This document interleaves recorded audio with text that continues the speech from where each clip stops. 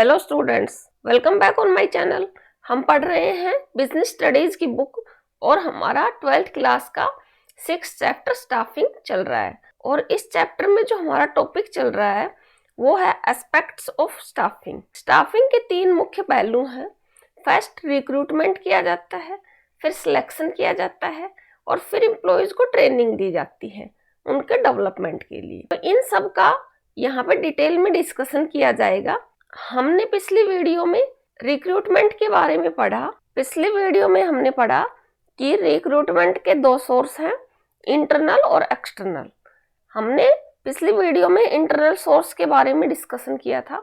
Internal source कौन कौन से हैं? ट्रांसफर और प्रमोशन। आज हम डिस्कस करेंगे कि इंटरनल सोर्स से जब रिक्रूटमेंट करते हैं तो उससे क्या क्या फायदे होते हैं और उससे क्या क्या उसकी लिमिटेशंस होती हैं। Okay, let's start. Merits of internal sources. Filling vacancies in higher job from within the organization or through internal transfer has the following merits. अगर ऑर्गेनाइजेशन में हायर जॉब पे वैकेंसीज को फिल करने के लिए इंटरनल सोर्स का use करते हैं तो उसके क्या क्या फायदे हैं।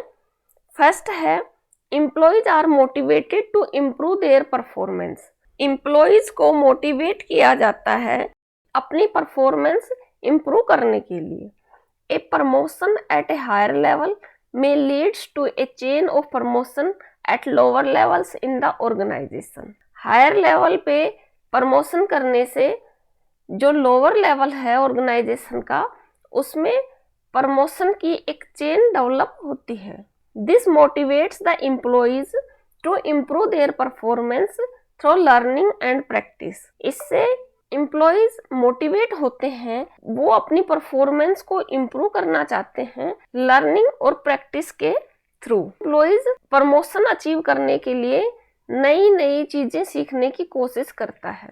Employees work with commitment and loyalty and remain satisfied with their jobs. Employee organization के प्रति कमिटमेंट के साथ काम करता है और ऑर्गेनाइजेशन के प्रति वफादार रहता है and remain satisfied with their job, और अपनी जॉब से सेटिस्फाई रहता है क्योंकि एम्प्लॉय को लगता है कि उनको ऑर्गेनाइजेशन ने अगर प्रमोशन दिया है क्योंकि उनके स्टेटस में और उनकी इकोनॉमिक कंडीशन में डेवलपमेंट हुआ है, तो वो भी चाहता है कि वो ऑर्गेनाइजेशन के लिए कुछ अच्छा करे।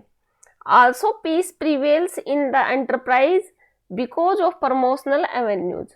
और जो प्रमोशन का जो मेथड है उसकी वजह से एंटरप्राइज में हार्मनी बनी रहती है और किसी तरह का मतभेद नहीं होता। Internal recruitment also simplifies the process of selection and placement.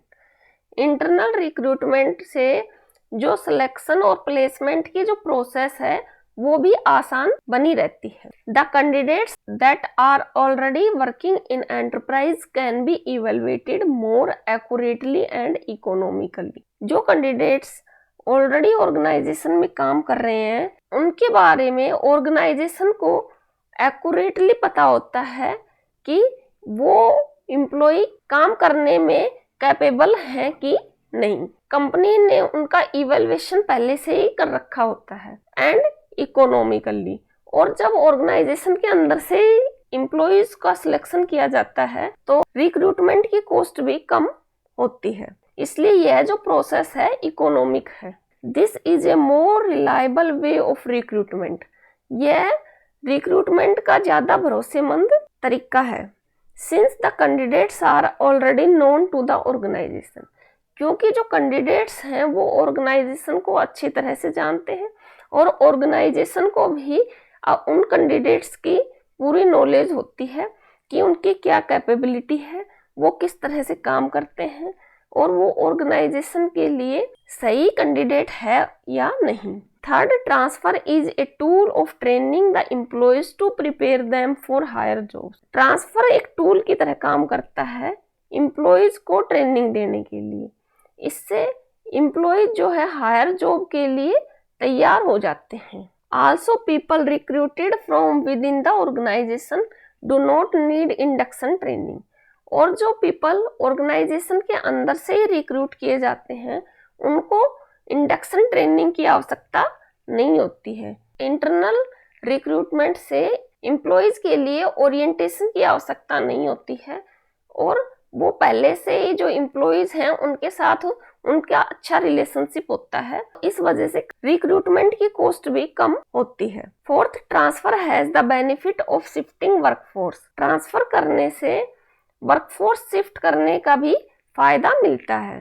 From the surplus departments to those where there is shortage of staff. जिस डिपार्टमेंट में एम्प्लॉयज का सरप्लस है वहां से जहाँ पे स्टाफ की शॉर्टेज है उनको वहां ट्रांसफर कर सकते हैं, तो यह ऑर्गेनाइजेशन के लिए बेनिफिशियल है। Filling of jobs internally is cheaper as compared to getting candidates from external sources. External source की तुलना में इंटरनली एम्प्लॉयज को रिक्रूट करना सस्ता पड़ता है। Limitations of internal source. हम इंटरनल सोर्स से जब रिक्रूटमेंट करते हैं तो हमें ये फायदे होते हैं, लेकिन इसकी कुछ लिमिटेशंस भी हैं। The limitation of using internal source of recruitment are as follows. First क्या है, when vacancies are filled through internal promotions. जब इंटरनल प्रमोशन करके वैकेंसीज को फिल किया जाता है, द स्कोप फॉर इंडक्शन और फ्रेश टैलेंट इज रिड्यूस्ड। तो जो नया जो टैलेंट है मार्केट में उसकी ऑर्गेनाइजेशन में कमी हो जाती है। जो स्टूडेंट्स नई टेक्नोलॉजी सीख के आ रहे हैं उसका फायदा ऑर्गेनाइजेशन को नहीं हो पाता। Hence, complete reliance on internal recruitment involves danger of inbreeding by stopping infusion of new blood into the organization. पूरी तरह से इंटरनल रिक्रूटमेंट पर भरोसा करके ऑर्गेनाइजेशन में जो एक खतरा अराइज होता है, फ्रेश जो टैलेंट है वो ऑर्गेनाइजेशन में नहीं आ पाता है। Second, the employees may become lethargic if they are sure of time-bound promotions। और जो एम्प्लॉयज हैं वो लेजी हो जाते हैं क्योंकि उनको निश्चित ही होता है कि एक टाइम के बाद उनको प्रमोशन मिलेगा। Third, a new enterprise can not use internal source of recruitment.